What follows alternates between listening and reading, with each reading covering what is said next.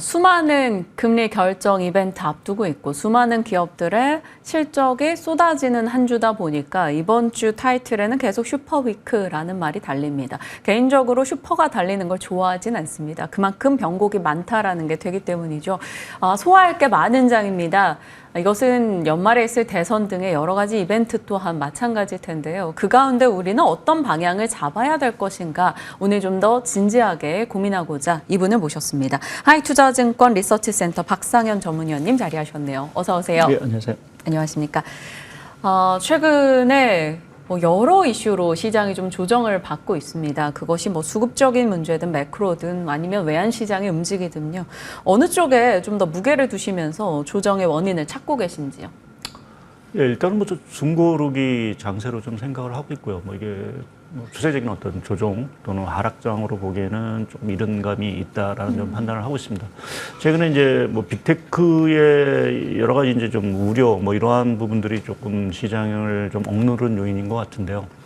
아무튼 좀 눈높이가 너무 높아졌다. 또 이제 실적이 그것을 조금만 미스하더라도 이제 높아진 눈높이를 좀 맞추지 못하는 부분 자체가 워낙 주가가 그동안 사실 많이 오른 때에 따른 어떤 부담으로 좀 생각을 하고 있고요.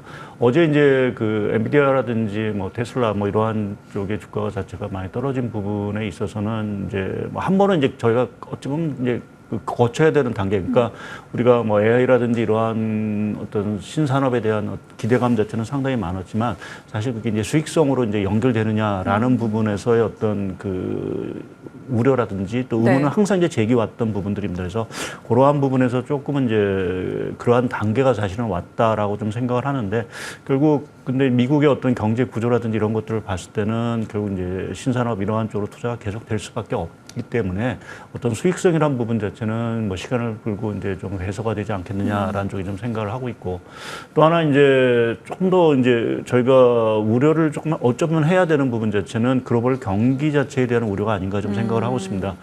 미국의 2분기 성장률 자체는 상당히 서프라이즈를 보였지만 지금 중국 성장률이라든지 또 어제 발표된 독일 성장률 같은 경우도 이제 역성장이 사실은 나온 상황들입니다. 그러니까 저희가 하반기에 비미국 쪽의 어떤 경기 회복이라는 부분 자체를 상당히 이제 기대를 했었는데 그 부분에 있어서의 엔진 자체가 사실은 잘 걸리지 않고 오히려 좀 식는 듯한 모습들 자체는 아무래도 이제 글로벌 수요 자체에 사실은 좀 우려를 좀 증폭시키고 있다라는 부분에서 보게 되면 오히려 조금은 더 우리가 신경을 써야 되는 부분 자체는 글로벌 전반적인 경기 흐름이 아닌가라는 쪽에 좀 생각을 하고 있습니다.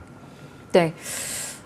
지금의 조정이야 사실 상승으로 인한 어찌 보면 자연스러운 하나의 과정일 수 있으나 경기에 대한 우려는 계속 마음 한켠에 넣어둬야 될 불안이다라고 얘기 주셨네요. 그럼요. UBS에서 밤사이에 그런 내용 냈더라고요. 지금 기술주 조정은 매수 적기임을 보여준다 이런 내용이었는데 여기에 동의하세요? 지금 빅테크 쪽에 혹은 관련해서 연결되는 국내 종목들의 하락에 오히려 진입의 기회라고 보시는지 궁금합니다. 예, 저는 중장기적으로는 결국 기술주의 어떤 흐름, 장기적인 성장성 자체는 저희가 아직은 신뢰할 수 있다라고 저는 생각을 하고 있고요. 가장 중요한 부분 자체는 전 세계 어떤 산업 구조 자체가 그동안의 어떤 전통적인 어떤 산업에서 지금 우리가 기대하고 있는 AI라든지 자율주행이라든지 이러한 쪽으로 분명히 넘어가고 있는 단계인 상황들이고 특히 이제 미국 쪽의 그 산업이라든지 투자를 보게 되면 결국 이제 신기술 부분, 그러니까 우리가 얘기하는 어떤 유형자산이라보다는 무형자산 쪽에 어떤 투자 비중이라든지 이러한 것들은 이미 그 변곡점을 사실은 넘어선 상황들이고요. 또 미국의 어떤 산업이라든지 투자를 말씀드린 대로 계속 견인하는 부분 자체는 이러한 빅테크라든지 기술 혁신 사이클에서 계속 나오고 있는 부분들이어서 이 부분에 대한 성장성, 만약 이 부분의 성장성이 없다라고 하면 우리가 미국 경제라든지 주식시장에 대해서는 상당히 좀 비관적인 어떤 전망을 사실은 내놔야 되는 시점인 것 같습니다. 그래서 그러한 측면에서 보게 되면 아직 또 말씀드린 이러한 수익성이라든지 이러한 것들이 조금만 확인된다라고 하고 또 이제 대중적으로 이제 소비할 수 있는 여러 가지 신제품이 나온다라고 하면 그 성장성이라는 부분 자체는 저희가 생각했던 것보다 더 강하지 않을까 좀 생각을 하고 있습니다. 다시 한 번의 트리거를 기대하면서 긍정의 시각을 놓지 않아 보겠습니다. 자, FOMC 결과를 앞두고 있는 상황인데 이제는 9월 인하는 당연하고 연말까지 세 차례 인하 얘기까지 나오더라고요. 어떻게 보시는지요?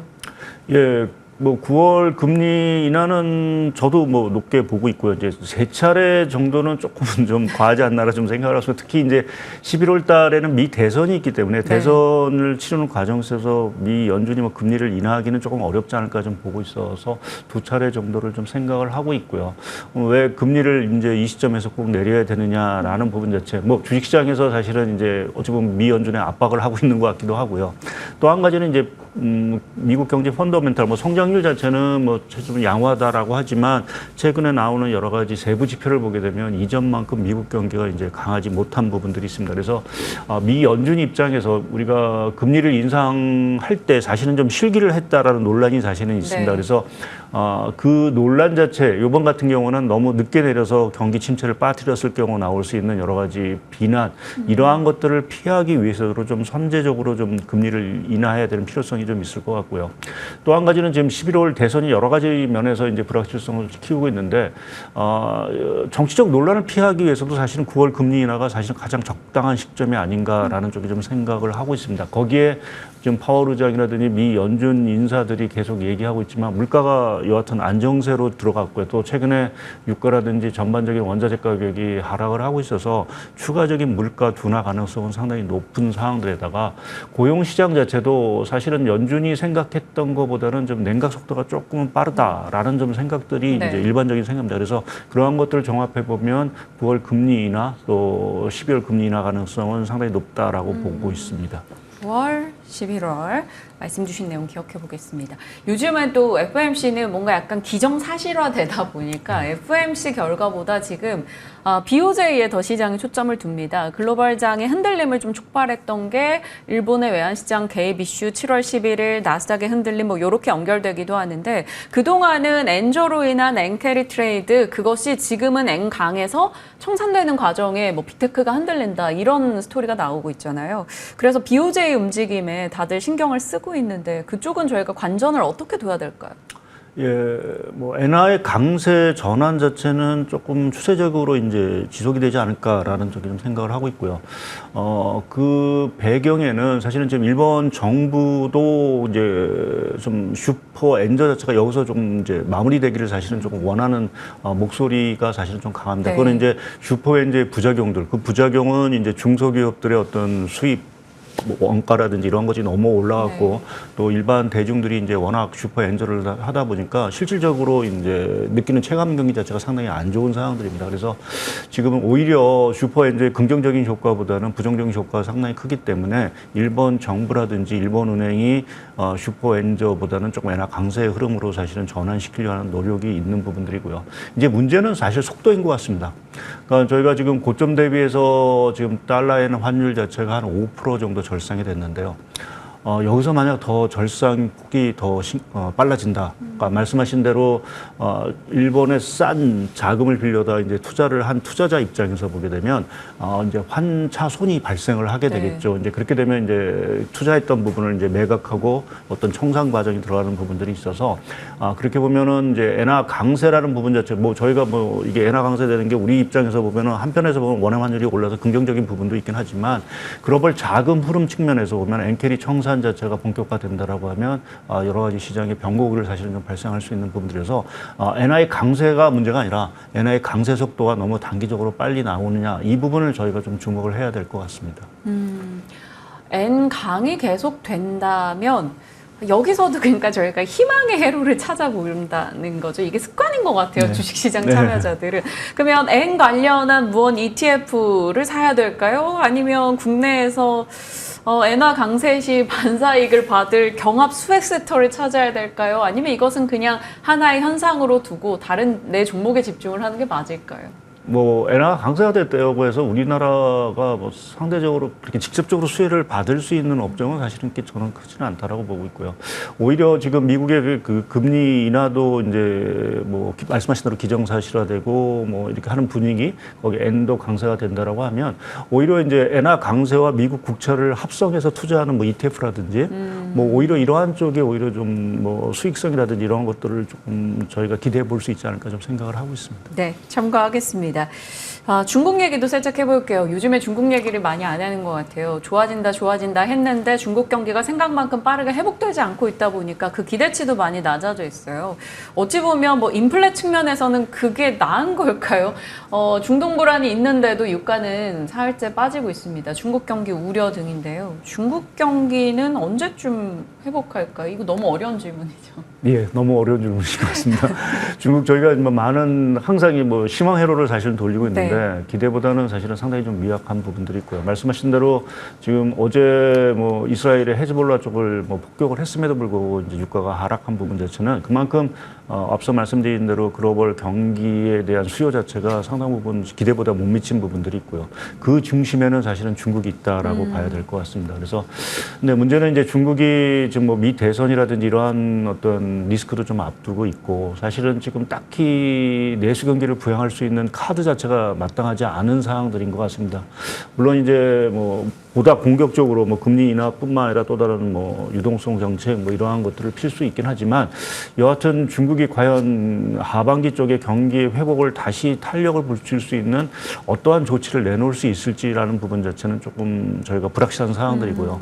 이제 앞서 말씀드린 대로 그래서 뭐 미 지금 기술주 조정 뭐 이러한 것들을 떠나서 우리 입장에서 보게 되면 사실은 중국이 조금은 좀 부양에 좀 더 발빠르고 조금 공격적인 이러한 조치가 조금 나와야 되지 않을까 좀 생각을 하고 있습니다. 네. 그리고 나서 대선 얘기도 안 할 수가 없는데 빨리 결과 나왔으면 좋겠어요. 뭐 이랬다 저랬다 지지율 뭐 엎치락 뒤치락 하고 누구 트레이드 계속 거기에 조금 시달리면서 엄청난 대테마 시대가 형성되고 있습니다. 대선 관련해서 저희가 본질 어디에 좀 초점을 맞춰야 될까요?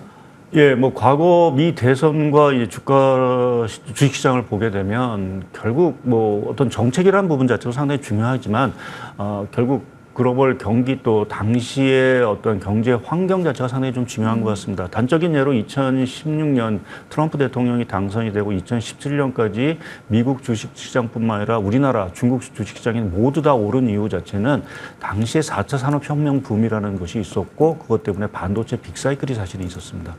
그래서 지금 그 제가 말씀드리는 거는 뭐 지금 해리스 대통령이 될지 뭐 트럼프 대통령이 될지는 뭐 저희가 결국 결과를 봐야 되긴 하겠지만 지금 중요한 거는 지금 시장에서 약간의 어떤 수익성 우려를 이제 표시하고 있는 이 AI 사이클 자체가 뭐 별 문제가 없이 또 뭐 미국의 어떤 금리 인하라든지 또 주요국의 금리 인하를 갖고 어떤 수요라든지 이런 것들이 좋아서 계속 탄력을 받는다라고 하면 미 대선의 어떤 결과와는 상관없이 주식시장은 뭐 상승의 어떤 흐름 자체를 계속 이어갈 수 있고요. 반면에 이제 AI 사이클이 생각보다 수익성이 정말 없다. 뭐 이런 어떤 시장의 어떤 분위기가 조성이 됐을 때는 시장이 조금은 조정의 흐름 자체가 조금 더 깊어질 수 있는 부분들이 있어서 오히려 대선 결과보다는 사실은 지금 시장의 어떤 주도주, 기술주의 어떤 흐름 자체가 과연 우리가 신뢰를 계속 할 수 있느냐. 이 부분의 어떤 시장의 판단을 받아보는 것이 오히려 더 중요하지 않을까 보고 있습니다. 네. 누군가 그런 얘기 하더라고요. 워렌 버핏이 누가 당선되는가를 보면서 투자했겠느냐라고 이제 본질을 좀 보자라는 뭐 그런 내용이었었는데 문득 생각이 듭니다. 자, 이제 오늘 7월 마지막 거래일이고요. 8월 앞두고 있습니다. 단도직입적으로 8월은 전약 후강일까요? 정강 후약일까요? 아니면 전약 후약일까요? 정강 후강일까요? 저는 뭐 전약 후강 정도로 보고 있습니다. 전약 예, 뭐 이제 실적 시즌도 거의 이제 마무리가 되는 부분들이 있고요. 그 후에 이제 나올 수 있는 어떤 그 기대감이라는 건 결국 이제 9월에 또 미 연준의 금리 인하 뭐 또 다른 뭐 20이라든지 여타 주요국의 동시다발적인 어떤 금리 인하 흐름이 사실은 좀 있을 수 있는 부분들이 있고요. 뭐 그러한 것들이 앞서 조금은 이제 우려스럽게 말씀드린 어떤 글로벌 경기의 어떤 회복 흐름 뭐 이러한 것들이 다시 좀 탄력을 받고 또 외환 시장이라든지 이러한 뭐 전반적인 시장의 흐름이 안정을 찾는다라고 하면 결국 주식시장 자체가 다시 이제 조정 후에 다시 좀 반등의 어떤 흐름을 사실은 좀 유지하지 않을까. 거기에 특히 이제 국채금리라든지 이러한 것들이 정말 뭐 어떤 금리의 어떤 인하 기대감을 반영을 하면서 하락을 한다라고 하면 그것이 시장의 좀 탄력성을 상당히 좀 높일 수 있지 않을까 생각을 하고 있습니다. 네.